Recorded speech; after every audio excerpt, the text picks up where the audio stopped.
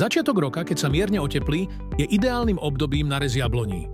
Stačia nám ostré nožnice alebo pílka a stromový balzam. Najskôr zo stromu odstránime zvyšky ovocia z minulého roka, ktoré by mohli byť zdrojom chorôb.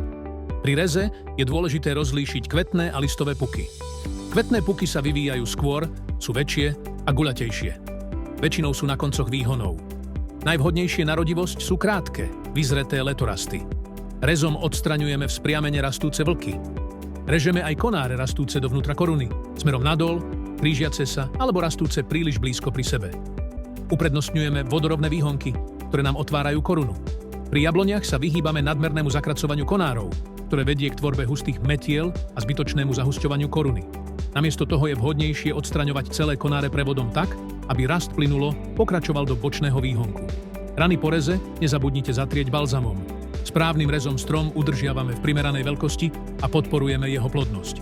Ak sa vám rez jablone zdá náročný, netreba sa obávať. Ako sa hovorí, oči sa boja, ale ruky to zvládnu.